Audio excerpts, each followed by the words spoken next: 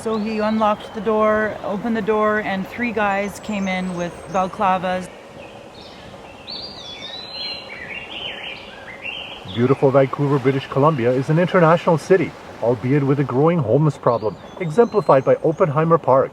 Today we realize just how easy it is for regular hard-working renters to become homeless. We talk to a couple as they share their story. Hi, I'm Kelly. My name's Robin. And the reason we're here is... Well, we were renting at a place in Langley and paying almost $2,000 a month rent. We moved there at the end of April, and we were cordial with everybody in the building. Our neighbor, we found out he's a little bit volatile, somewhat different. So we handled him with kid gloves, you might say. And one night there was a knock at our door, and a girl that we'd known for about a month was there. It was late. It was around 1 a.m. So I said, what would you like? She said, we just like to talk. I said, who are you with? She said, I'm by myself. So I opened the door, and 3 men with balaclavas on came from the right-hand side, pushed me back. The second one tried to hit me with a baseball bat in the head. I was able to duck and got at the shoulder blade. They took one of our friends off the couch, pulled him to the floor, and stabbed him. Kicked in our bedroom door, went after my fiance Kelly here with a knife. And I guess because I had escaped to call 911, they felt pressured, so they were rushed. So they refrained from going after Kelly, thank God, and ran out of our apartment. So we found out that it was our landlord that paid these guys to come in and do this to us. The reasoning, we don't know. He didn't like Robin very much. Also disappointing that the police didn't do anything about it. Yeah, we identified the girl that knocked as well. The first guy through the door spoke to me, and I recognized his voice right away. The landlord then had someone sell all of our stuff. So when we did finally go back with the police, there was nothing left. It looked as if we completely moved out.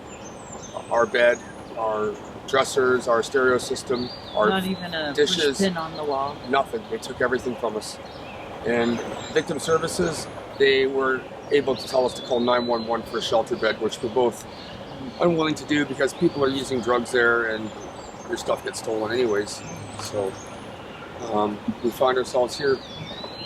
We do have a van that we purchased off of a friend that unfortunately got towed.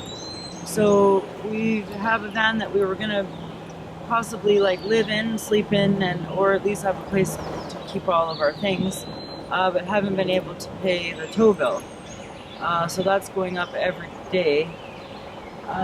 We're hoping to get out of here as soon as possible. So we got a visit from the park rangers, so that's kind of lit a fire under our bums to find a better alternate shelter. We also might go up to the interior, but we were hoping to have the van to do so. We're in the midst of talking about how we're going to get out of here. Personally, I find it hard to trust anybody anymore. I find myself laying in bed at night, listening to sounds. I've been left traumatized by it. Just simple knowledge, how many people, because we had no support from anybody in the building. It seemed like they were all sort of on the same page, and I'm just wondering how so many people in the same spot could seem so evil. So I've sort of lost my faith in humanity, you might say, as much as I can say it. And how easy it is to something like this to happen to any normal people that have been hardworking or... It's a full-time job. My son says, Dad, why don't you just do this and do that? It's a full-time job just to stay warm. When you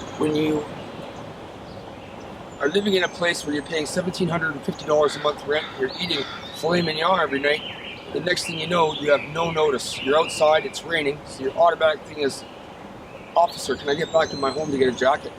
Well, no, you can't. My purse, no. And this is it.